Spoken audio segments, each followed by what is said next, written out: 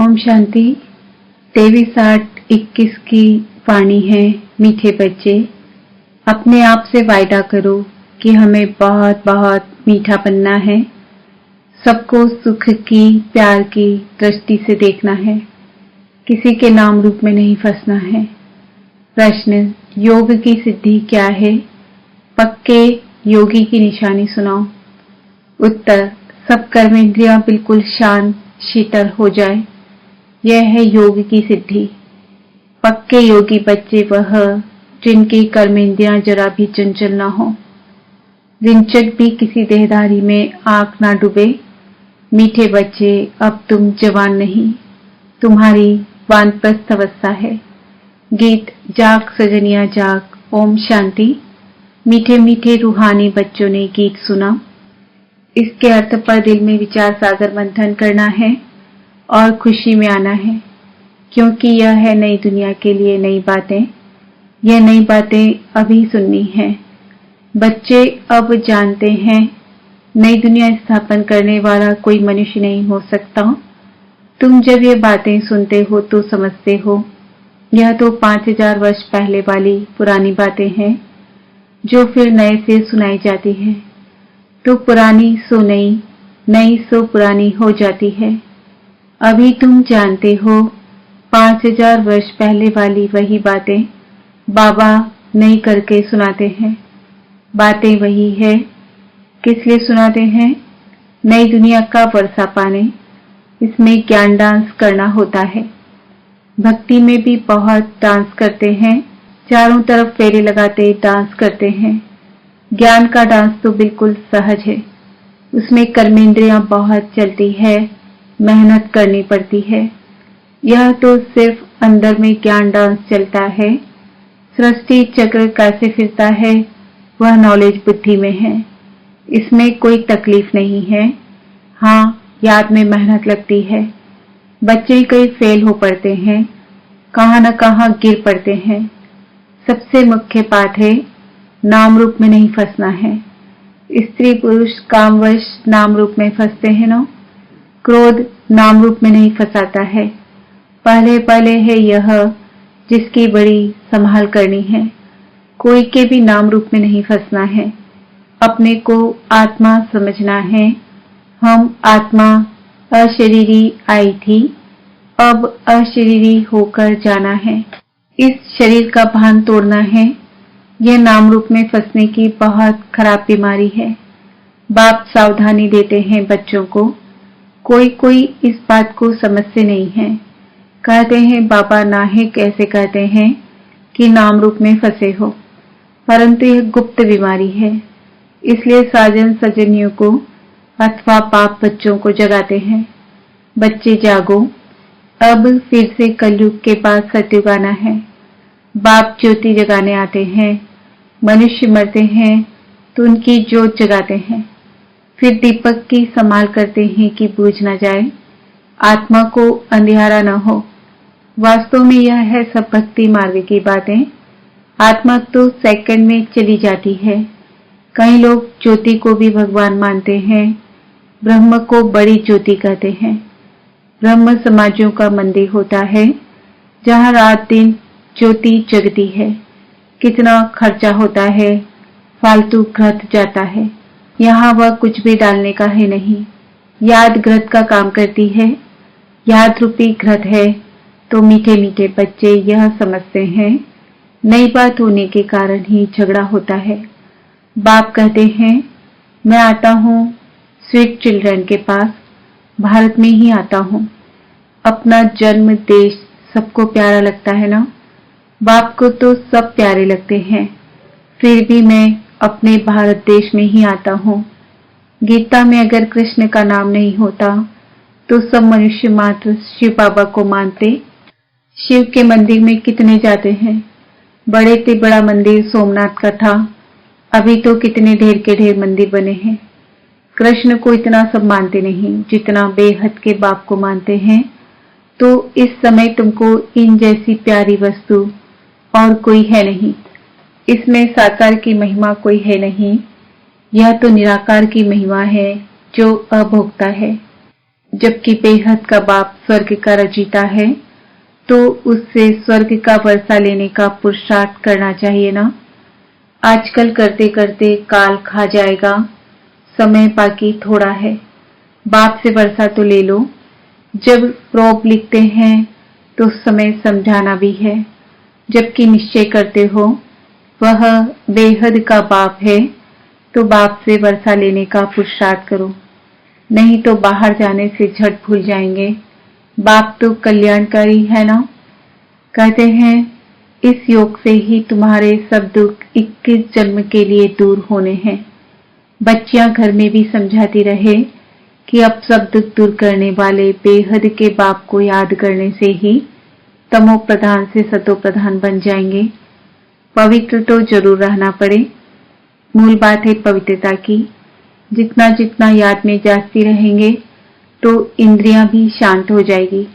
जब तक योग की सिद्धि पूरी नहीं होती है तो इंद्रियां भी शांत नहीं होती है। हर एक अपनी जांच करे, काम विकार मुझे कोई धोखा तो नहीं देता, कोई चंचलता नहीं होनी चाहिए। अगर मैं पक्का योगी हूं तो यह जैसे कि वानप्रस्थ अवस्था है, बाप को ही याद करते रहना है। बाप सब बच्चों को समझाते हैं, जब तुम अच्छे योगी बनेंगे, कहां भी आंख नहीं डूबेगी, तो फिर तुम्हारी इंद्रियां शांत हो जाएगी। मुख्य है यह जो सबको धोखा देती है। योग में अच्छी रीति अवस्था जम जाएगी तो फिर महसूस होगा हम जैसे जवानी में ही वानप्रस्थ अवस्था में आ गए हैं। बाप कहते हैं काम महाशत्रु है, तो अपनी जांच करते रहो। जितना याद में रहेंगे उतना कर्मेंद्रियां शांत हो जाएगी और बहुत मीठा स्वभाव बन जाएगा। फील होगा मैं पहले कितना कड़वा था, अब कितना मीठा बन गया हूँ। बाबा प्रेम का सागर है ना, तो बच्चों को भी बनना है। तो बाबा कहते हैं सबके साथ प्यार की दृष्टि रहे। अगर किसको दुख देंगे तो दुखी होकर मरेंगे, इसलिए बहुत मीठा बनना है। बाबा कहते हैं मैं रूप बसंत हूं ना। बाबा से कितने अमूल्य ज्ञान रत्न मिलते हैं जिससे तुम झोली भरते हो। वो लोग फिर शंकर के आगे जाकर कहते हैं भर दे झोली। उनको यह पता नहीं है कि शंकर झोली भरने वाला नहीं है। अभी तुम समझते हो ज्ञान सागर बाबा हम बच्चों की ज्ञान के रत्नों से झोली भरते हैं। तुम भी रूप बसंत हो, हर एक की आत्मा रूप बसंत है। अपने को देखते रहो हम कितना ज्ञान रत्न धारण कर और ज्ञान डांस करते हैं अथवा रत्नों का दान करते हैं। सबसे अच्छा रत्न है मन मना भव। बाप को याद करने से बाप का वर्षा पाते हो। जैसे बाबा में ज्ञान भरा हुआ है वैसे बाप बैठ बच्चों को आप समान बनाते हैं। गुरु लोग भी आप समान बनाते हैं। यह है बेहद का बाप जिसका रूप बिंदी है, तुम्हारा भी रूप बिंदी है। तुमको आप समान ज्ञान का सागर बनाते हैं। जितनी धारणा करेंगे कराएंगे वह समझे हमारा ऊंच पद है। बहुतों का कल्याणकारी बनेंगे तो बहुतों की आशीर्वाद मिलेगी। बाप भी रोज सर्विस करते हैं ना। यह गुलजार बच्ची है, कितना मीठा समझाती है, सबको पसंद आता है। दिल होती है ऐसी ब्राह्मणी हमको मिले।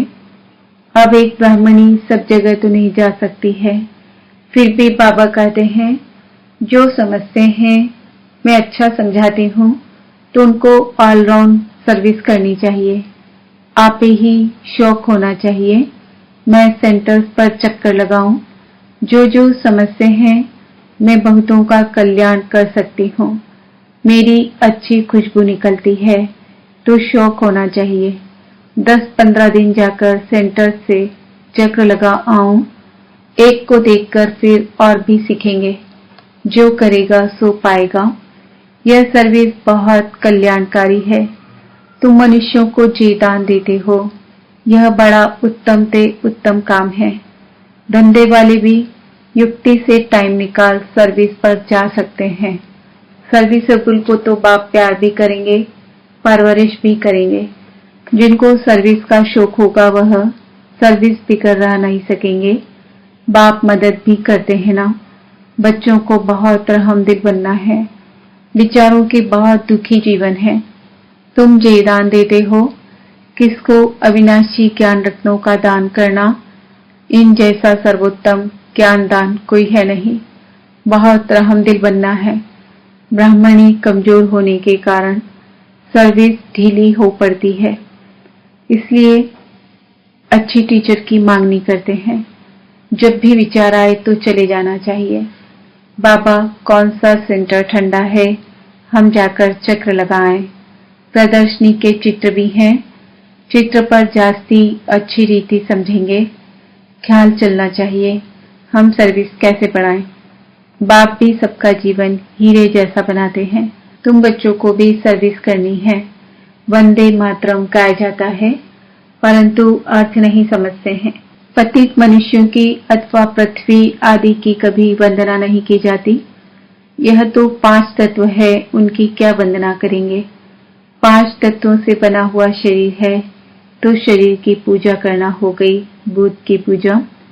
शिव बाबा को तो शरीर है नहीं, उनकी पूजा है सबसे उत्तम, बाकी है मध्यम। आजकल तो मनुष्यों को भी पूजते रहते हैं। वह है पतित। महान आत्माएं तो देवताएं होते हैं। सन्यासियों से वह जास्ती पवित्र हैं। अभी तुम बच्चे जानते हो हम देवता बन रहे हैं। बाप हमको यह अविनाशी ज्ञान रत्न दान करना सिखलाते हैं। इन जैसा ऊंच दान और होता नहीं। एक बाप को ही याद करना है। शिव और लक्ष्मी नारायण के चित्र तो हैं, हर एक अपने घर में लगा दे तो याद रहेगा। शिव बाबा हमको ये लक्ष्मी नारायण बनाते हैं। इस समय तुम बन रहे हो। स्वर्ग का रचयिता है ही शिव बाबा। सतयुग में तो नहीं बरसा देंगे। इस अंतिम जन्म में शिव बाबा कहते हैं मुझे याद करो तो तुम यह बनेंगे, और सब बातें छोड़कर बस सर्विस और सर्विस। बाप को याद करते हो, यह भी बड़ी सर्विस करते हो। तत्व आदि सब पावन बन जाते हैं। योग की महिमा बहुत भारी है। दुनिया में योग आश्रम तो बहुत है, परंतु वह सब है जिस्मानी हठ योग। तुम्हारा यह है राजयोग, जिससे तुम्हारा बेड़ा पार हो जाता है। उन अनेक प्रकार के हठ योग आदि से सीढ़ी उतरते आए हो। मूल बात है यादगी। देखना है हमारा मन कहाँ विकार तरफ तो नहीं जाता है। विकारी को ही पतित कहा जाता है, अर्थात कौड़ी मिसल। विकार में गिरने से अपना ही नुकसान कर देंगे। जो करेगा सो पाएगा। बाप देखे पाना देखे, अपने को चेक करना है। हम बाप की सर्विस करते हैं। हमारे में कोई अवगुण तो नहीं है। अगर है तो निकाल देना चाहिए। अपने से अवगुणों को निकालने के लिए बाप बहुत समझाते रहते हैं। निर्गुण का भी अर्थ कोई नहीं समझते। निर्गुण बालक की मंडली क्या कर सकेगी, जिसमें कोई गुण नहीं है। बिगर अर्थ जो आया सो कह देते हैं।